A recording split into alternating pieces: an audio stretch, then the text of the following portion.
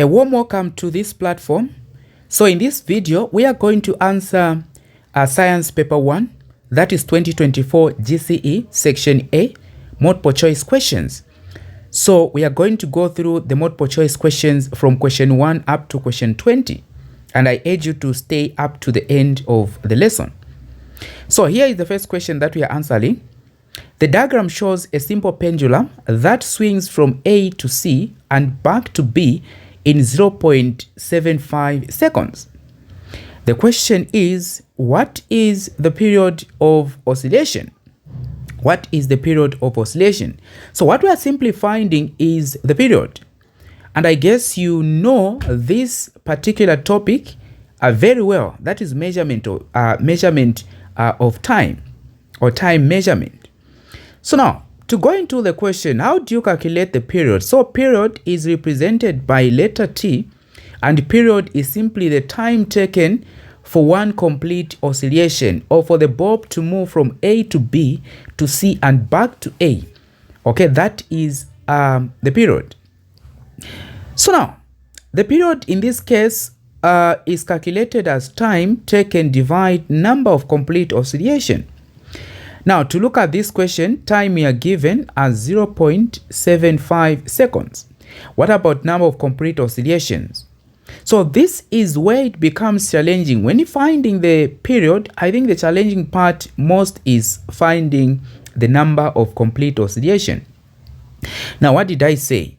From the definition, you know that one complete oscillation is when the bulb moves from point A to B to C and back to A. That is when you have one complete oscillation. Okay, so when it moves that way, you have one complete oscillation. Now, to make it easy, you can divide this journey that it moves in 4 parts. So we have this part. Let me say this is part 1, this is part 2, this is part 3, and this is part 4.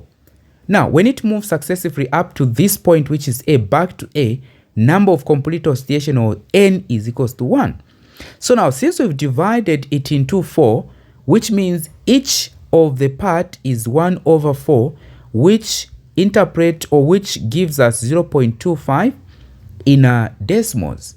So which means this part is 0.275, I mean 0.25, 0.25, 0.25, and also this one is 0.25. If you add these, they should be able to give you a 1. Now, this is where it gets interesting. Then now, how do you find the oscillation, I mean the number of oscillations that you are going to use to calculate? So you look at how many times has it moved. So here from A to B to C, and they're saying back to B. If you are to count, we have 1, 2, and 3. So it has moved 3 parts. So you can add 0.25 plus 0.25 plus 0.25. And this should be able to give us 0.75. So that is the number of complete oscillation. So 0.75 seconds divide 0.7 as complete oscillations. So now here we are going to find period is equals to, if you divide, it's just 1.0 seconds. So that is our answer. And therefore the answer here is C. So it's 0, 0 is still, it is still 1. Up to the second question. A person falls from a transmitter of height 8 meters. So picture this person is on top there and falls. This is the height of 8 meters. Okay. Ignoring air resistance, calculate the time taken for the person to hit the ground. Okay, so we are going to use free fall here. So you need to know that coming down here, acceleration is equal to 10 meters per second. And now, which formula are we going to use? The person is starting from the top there, so initial is 0, and of course final here. Do we talk of final? Okay, so we are not going to talk of, we are just going to use the one that has acceleration. Okay, so we are going to use this one. The one that has distance is equals to ut plus 180 square. So in this case, initial, I said from the top there is 0, so which means the whole this part remains 0, and this x is height or distance, so we can put h is equals to half a t square. I think this is the form that we are going to use to answer this question. Now let us plug in what we have. So height we have is 80, okay, equal to half. Acceleration we have is 10, then of course t square. This and that, 2 goes, you remain with 5. So you are remaining with 80 equal to 5 t square. Divide 5, divide 5. You are going to remain with t square is equals to 16. 80 divide 5 is 16. What do you do what do you do then? You want to find t. So you are going to find the square root. So the square root of 16 is just a 4. So here the answer is 4 meter. I mean, what is the time? So 4 seconds. So the answer is 4 seconds right here. So that is how we deal with this question. Okay. So let us look at the third question. An astronaut can jump through a greater vertical distance on the moon than on Earth. An astronaut can jump through a greater vertical distance on the moon than on Earth. This is because the gravitational field strength is, now here the gravitational field strength on Earth is 10 Newton per kg. On the moon is 1.67 Newton per kg. So you see the numbers. This one is less than, this one is greater than. So here it is because the gravitational field or strength is less than on the on Earth. Okay, so which one? Constant on Earth? No. Greater on the moon? No. Less on the moon? So yeah, so this is the answer, which is C. Okay, but if you feel that you have the different answer, and of course you can explain your answer, you can share so that we can all learn from you. Now let us have a look at the fourth question. A 100 centimeter uniform beam is balanced when pivoted at x. The mass of, or a mass of 200 gram rests on the beam as shown in the diagram. What is the mass of the beam? What is the mass of the beam? So how do we answer this question? Now, every time you're asked to answer, or every time you're given such a question, in some form, in some cases it might come, find the weight of the beam. So how do you do that? You need to understand the concept of center of mass, and of course this is just the mass of an object, or the point at which the mass of an object is concentrated. And now in the case of the uniform meter rule, you look at the middle part of the length. So this is 100. So the center of mass is at 50-50. Okay, so 50 distance from here and also 50 from there. The middle part, that is where the center of mass is. So we are going to create a moment where 50 is. Okay, so from here up to here, we add this is 40, so which means we still have a 10 here. We can go maybe a 10, and of course we can put it maybe here. Okay, so let us put this one as the M, okay, to represent the mass. So that is where the mass of this meter, is it meter or uniform beam, is found. So that is where we are going to create the moment. Okay, now this is the pivot. You know that moment is just a product of what? A product of force and distance from the point of action to the what? To the pivot. So everything we are going to calculate in relation to the pivot. So the moment from this side, it will be from here all the way up to this pivot. Okay, all the way up to there. So that is the moment. Then from here also to the pivot. Now, in this case, we can just use a direct one where we say mass 1 multiplied by distance 1 equal to mass 2. Let me use small letters. Mass 2 multiplied by distance 2. Okay, so for this side, we are starting from here. We are not starting from this side because the mass is right here and we are facing to the pivot. So we can say this is mass 1. Let us say this is mass 1 and this is the distance 1. So which means this one will be distance 2 and of course this is mass 2. So we are finding mass 2. So now we are going to put 200 multiplied by 20 centimeter equal to mass 2 is the one that we don't have, but of course distance 2, it is from here 50. Okay, this is 50, from here all the way to here is 50. Now going this side to the pivot, this is a difference of a 10. Okay, so that is a 10 that we have there. Then of course we divide 10.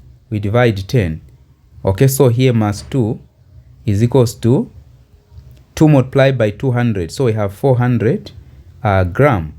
So mass 2 therefore is, or the mass of the beam is 400 grams. So this is the this is the answer here. Okay, now the question is that do you have a problem on moment, or rather on this particular part? Okay, so get to share if you have a problem. I might just arrange something before you write exam, and of course where I can get more time to explain.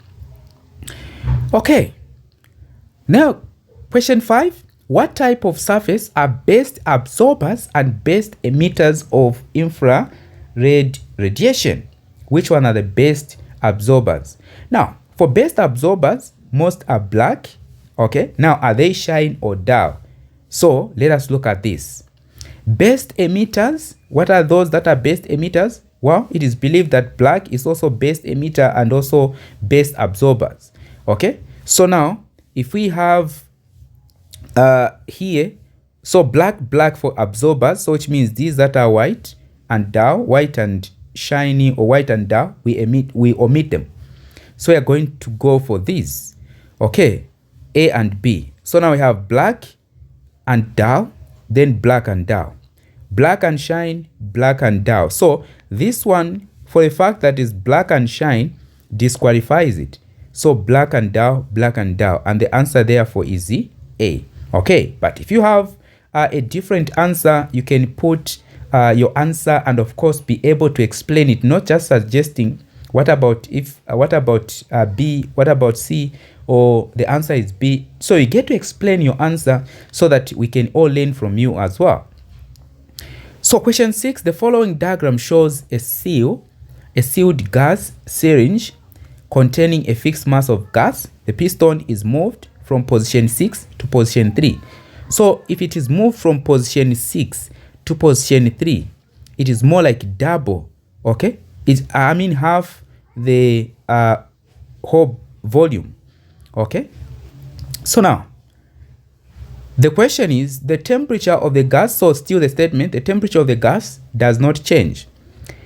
The question is what happened to the pressure of the gas when the piston is moved as stated. So the pressure becomes, the pressure of the gas becomes, so now pressure, you know that is inversely proportional to the volume. As you increase the volume, pressure decreases. But as you decrease the volume, pressure increases. So here, since you've decreased it, half of it, the pressure is going to double, or it's going to be doubled. Okay, so the answer is A. Okay. Then question 7, a drum of water mass 200 kg. So let us just have a data. I'm sure we are going to calculate something here. So mass is equals to 200 kg is rolled up a plank of length. So length is equals to 4 meter and onto a platform height. So height is equals to 2 meter. Take gravity to be 10 Newton per kg. What is the mechanical advantage and work done on the drum against gravity? Okay, so such questions, look at the way it is. So you start for the easy thing that you can calculate, since we are dealing with multiple choice. So for me, what we have here, if we are to calculate work done is equals to force times the distance. And you know that distance has to be in direction of force and of course in meter. So do we have a distance?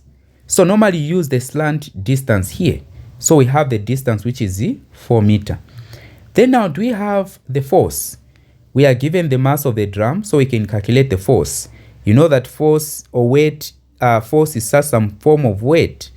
So which means force can be calculated as mass times the gravity. What do we have as a mass? 200 multiplied by what is the gravity? 10. So our force here is 2000 Newton, the unit of force. So now since we have this part, so we can say 2000 multiplied by a 4 meter. And the whole of this one gives us what? 8,000 energy. Work is measured in joules. So that is work done. So now if we go to our multiple choice, automatically these two, we cancel them out. So we are dealing with C and D. Now let us look at the mechanical advantage. Now for mechanical advantage, in the case where you are given the length, and the height, mechanical advantage is equals to length divide what? Divide, that is length divide height. Okay? So which means we are going to have 4 meter divide a 2 meter. These are ratios, so no units. So we have a 2. So which means the answer is D right here. Okay. But of course, if you have a different way of approaching this question, let us also discuss on that particular part. Question 8. A radio station emits radio wave at a frequency of 60 megahertz. So this one, I think most people maybe found it difficult because of this mega. They are used to hertz just, but this time around there's megahertz. Now, according to the prefix, mega is a million. Okay, so this one is simply means a million of hertz. So which means this one was 60 million. So you need to pay attention to this. 60 million. If it was kilohertz, it was going to be 1,000.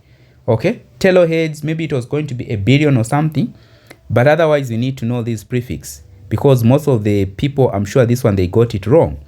So now we have the frequency which is in hertz. They are asking us to find the wavelength. Now, a radio station emits radio waves at a frequency of 60 megahertz. What is the wavelength of the waves? Now, having known this, the other thing that one needed to know to answer this question, because we are going to use the formula, speed is equals to frequency multiplied by what? Wavelength. But what is the speed that we are going to use? The speed is not given here. So deliberately, it was left out because you need to know that all electromagnetic wave or radio wave is electromagnetic wave. And one of the characteristics is that they move at a speed of light. So the speed is given. The speed of light you need to know also, you need to know it by heart. So in this case, it wasn't given. So the speed of light is 3 multiplied by 8 meter per second, which is 300 million per second. So 300 million per second equal to the frequency. We have 60 million. Then of course multiply by the wavelength. So you divide 60 million on both ends. Divide 60 million. Okay. Divide 60 million. Is it 60 million? 1, 2, 3. Okay.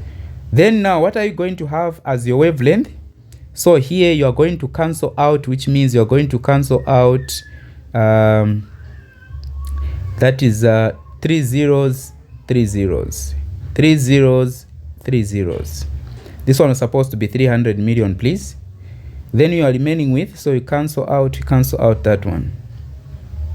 Okay, so you are remaining with 30 divide 6, which just give you 5 meter. So that was the answer. So the difficult part was you knowing that all electromagnetic wave move at a speed of light. And of course, megahertz or M is megahertz, which is a million. So that was very important. And of course, I hope you've learned something from here. You need to know those prefix. Just from the introduction, these parts, that is where you find the parts for prefix and their magnitude. Okay. Have a look at question 9. The diagram below shows a water wave generated by a stone in the pool of water. One thing you should know that water wave is a transverse waves or transverse wave. What is the value of the period and the frequency of the wave? So the period, we are looking at time taken for one wave to form, and of course the frequency is how many waves are formed within that time. So now you are going to look at, now this is time, going this side is time in second, and of course you have the amplitude here. So time taken for one wave to form is what we call the period. So we are going to pick it from the graph. Now, where is one wave ending? So some of you might even pick 30 as the answer, and I'm sure it is there. Yes, we have 30 here, which is wrong. So one wave is the crest, the crest and the trough. So it means one wave just end there at 20. So which means we are dealing with wavelength, period, we are dealing with.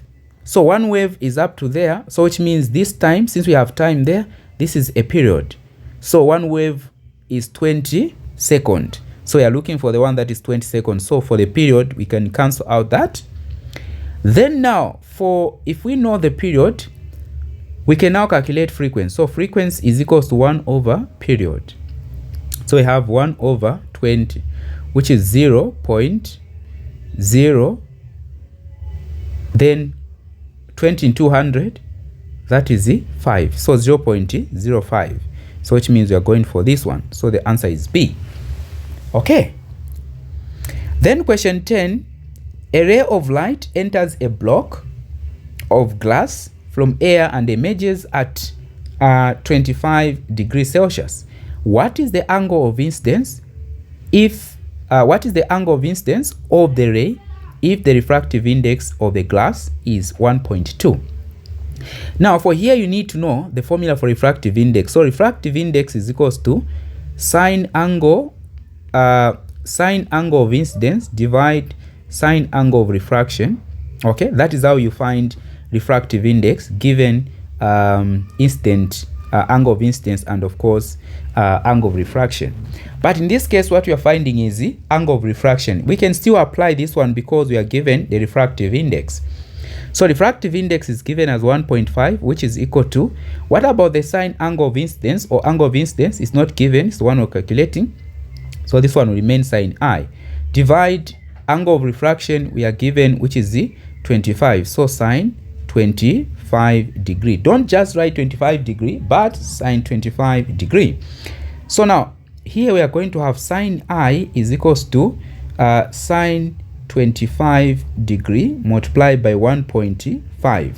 Okay, so now what are we going to find when we multiply this? So you go on your calculator, sine 25 multiply 1.5.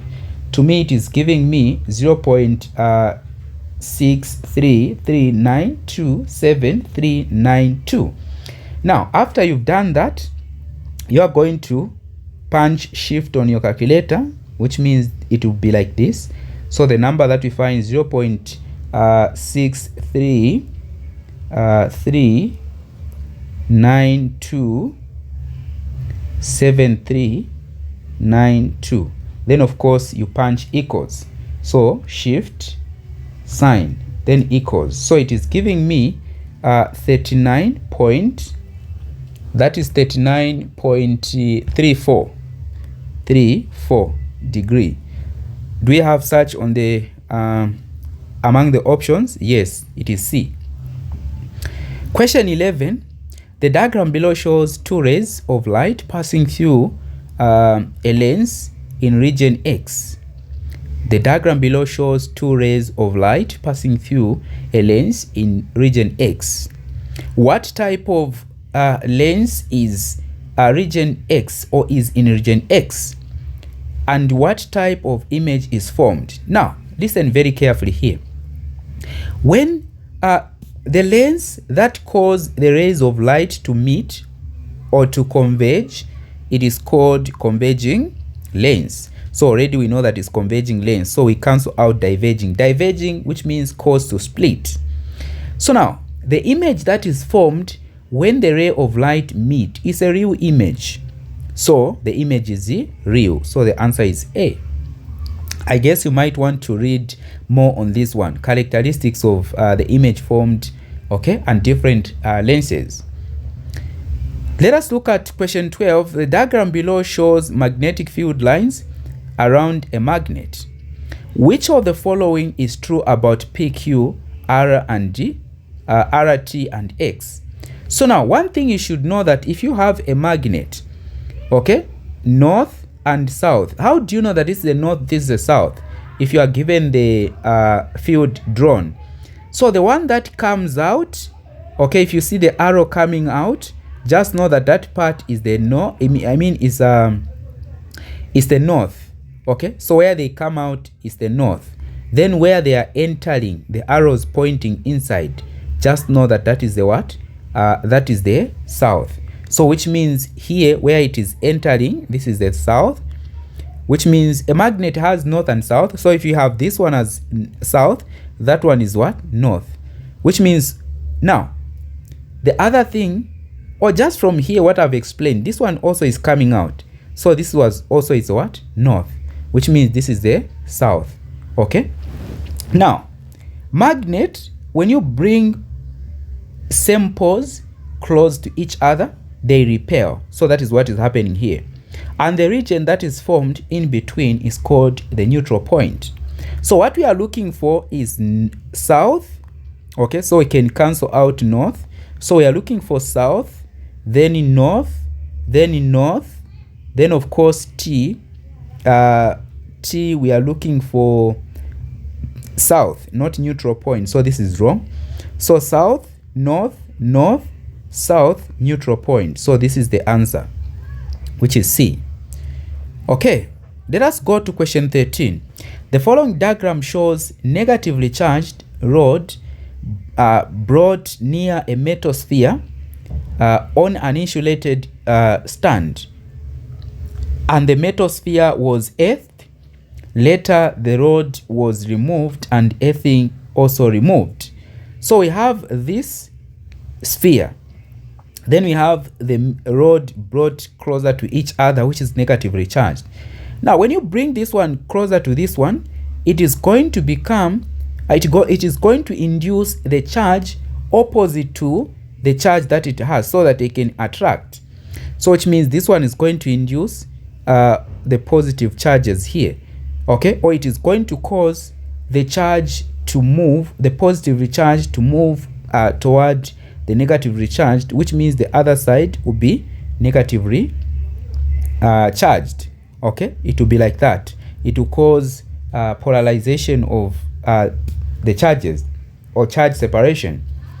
So now when this one is removed, look at this, when this one is still connected here, that is what is going to happen. But these negative charge here, they are going to be removed by the what? The earthing. So which means when you remove this one, and of course you remove this one and also the earthing, this one is going to remain positively charged. I don't know if you've gotten that.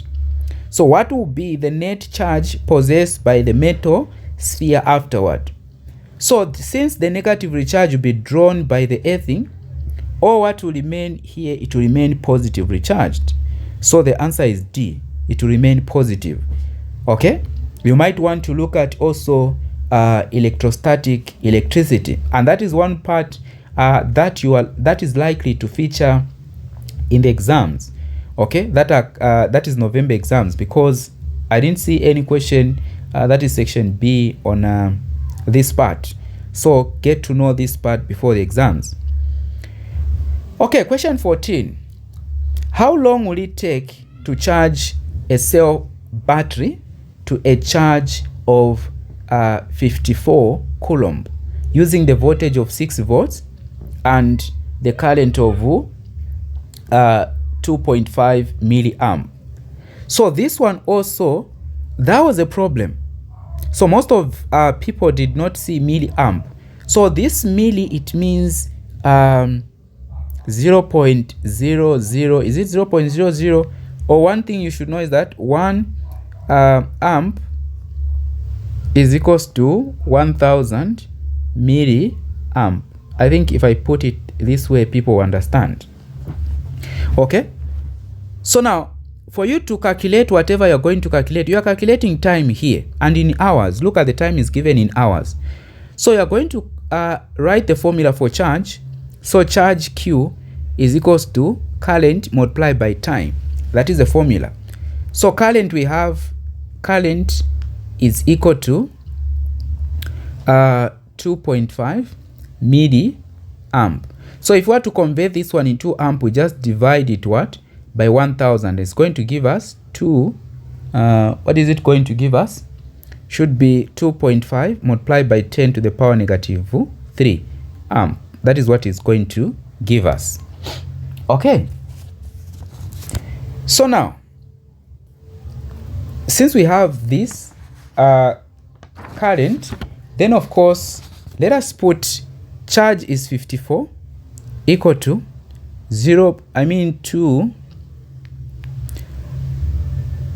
2.5 multiplied by 10 to the power negative 3 t. So I want to find t. So divide 2.5 multiply negative 3. Also the other side 2.5 multiplied by 10 to the power negative 3. So t is going to be, what is going to be our t? So for t here, it is giving me 21,600 seconds. But what we are given here, it is in hours. So we are going to convert this one into hours. How do you convert in hours? So we are going to start by converting in 2 minutes. So you know that 1 minute is equals to 60 seconds. So you divide 60. Immediately we divide by 60, we've converted in 2 minutes. Then of course, again, minute into hours. You multiply by 60. So you're going to have 21,600 divide 3,600. And this is just the same as 216 divide 36, which gives us 6 hours. Or 6, implying 6 hours. So whichever way you're going to answer this question, it seems there's something missing. Okay, so therefore this question had no answer. But of course, if you can calculate and find the answer, well and good, let us know. Otherwise, from the calculations, there's no answer. The only answer closer to, there's no answer actually, that would be closer to this one. Okay, so we leave it there. But if you have a way of calculating it, you can do that. And of course, yeah, share your answer with us. We appreciate. Question 15. The cost of electricity for using a kettle is 80 kwacha at a cost of 0.65 kwacha per unit. Okay? It takes 5 minutes to boil water in a day, and the kettle is used for 30 days. What is the power rating? Now, this one was a bit challenging to most, because this time around you're not just calculating forward, normally the way we do it, but you are calculating, or you're answering the question backward. So which means we are finding power. Now, one thing that you should understand is that energy is equals to power multiplied by what? Time. This power need to be in kilowatt, then multiply by time in hours to make kilowatt hour. That is what gives us energy.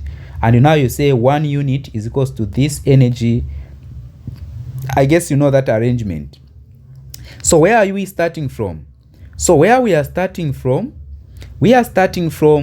where, or the end part when we are calculating cost of electricity. And that is to put this 1 unit is equals to, here we are told that 1 unit was equal to 0.6, so 0.65. Okay. Then now, this was the total for using this kettle the whole month. So now we're going to put, what about 80 kwacha? What would be the what? The unit that would be used. So now we can say 0.6x, that is 0.65x is equals to 80. divide 0.65, divide 0.65. X is therefore equal to, so when you do the division, when we do the division here, let me just do the division. 80 divide 0.65, it is giving me, okay, I guess I've done, that is 80 divide 0.65. It is giving me 123, okay, I'll put 0.1 kilowatt hour. So I found here. So 1 unit is equals to that. Then 123 kilowatt hour is equals to the whole of this. We found the energy. So we found the energy, which is the E. What we want is to find, what are we finding? To find power, okay, in kilowatt. So which means we are going to do energy, which is 123.1 kilowatt hour, is equals to what is power? So we are finding power. Then time, we are going to multiply, because this one is just for 5 minutes, but the whole month, so which means we are going to have to find the time for the whole month, then convert it into hours. So 5 multiplied by 30.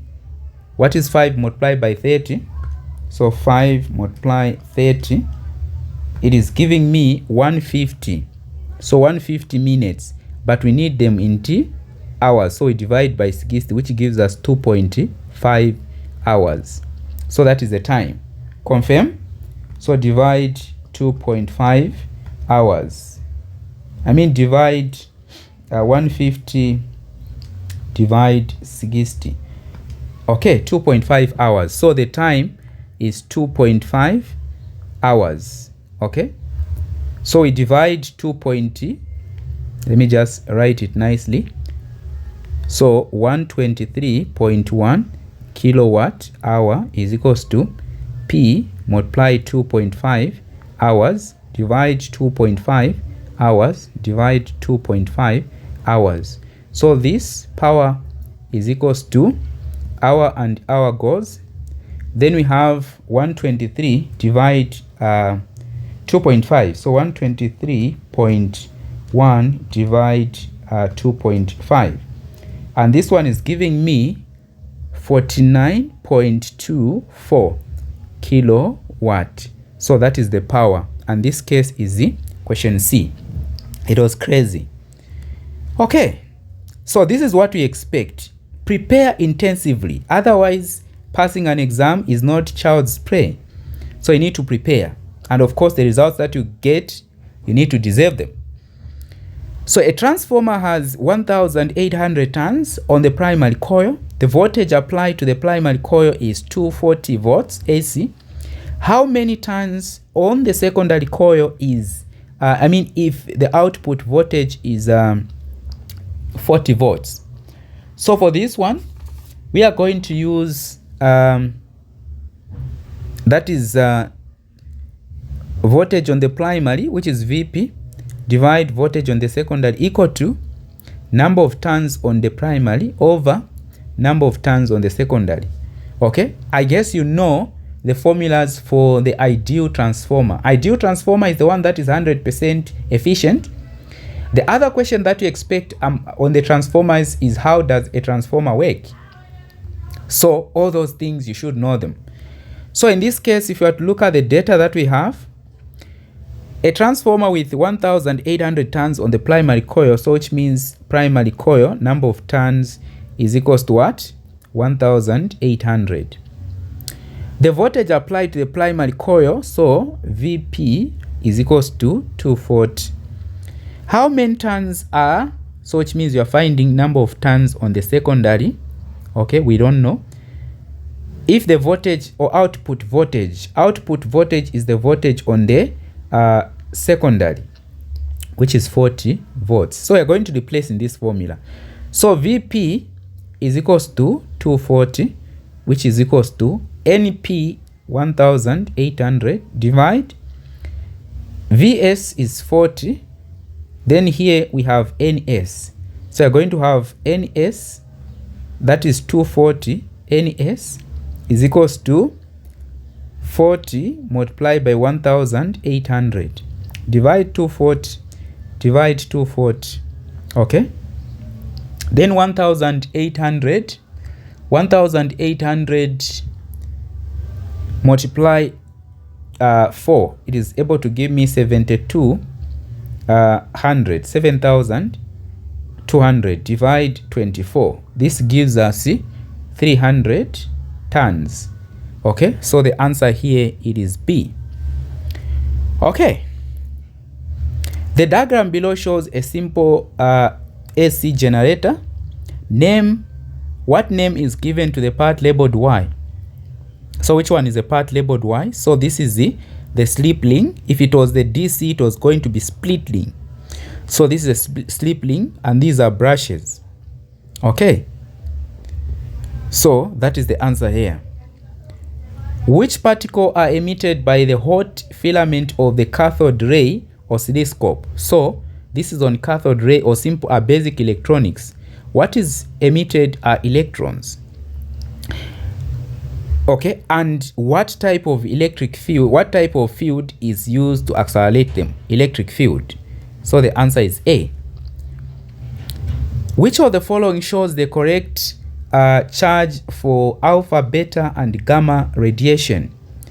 So alpha has the charge of +2, -1 for beta, and of course neutral for gamma radiation. So for gamma radiation, we are looking for neutral. So this.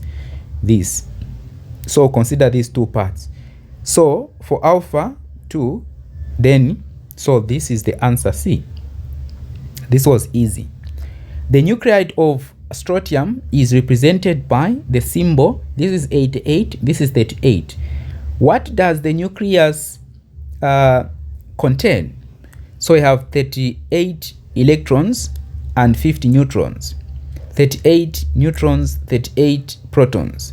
38 neutrons, 50 protons. 38 protons, 38 neutrons. So to start with, what you are seeing here are protons, so 38 protons. To find neutrons, you use this one. Mass number is equals to Z plus N, which is proton, neutron. So since you have the mass number 88 equal to, you want to find the neutrons, and you have the protons 38 plus N. So you simply say N is equals to 88 minus 38, and this gives us 50 neutrons. So the answer therefore is D. So that is where we end in terms of revising. I guess you've picked something. So please, one thing I would advise is that exams are never easy. So you just have to prepare intensively. Okay, so get to prepare intensively. Okay. So please, if you've not subscribed to my YouTube channel, kindly do that so that you do not miss out more materials on revision. And thank you very much for those that have been supportive, sharing answers and all that, and those that have been sharing my content. So please kindly continue doing that so that we grow this platform even bigger, so that we can help as many learners as we can. Okay, so there are your friends that are struggling in terms of revision, get to share with them. Okay, otherwise we can end here for today and see you in the next one.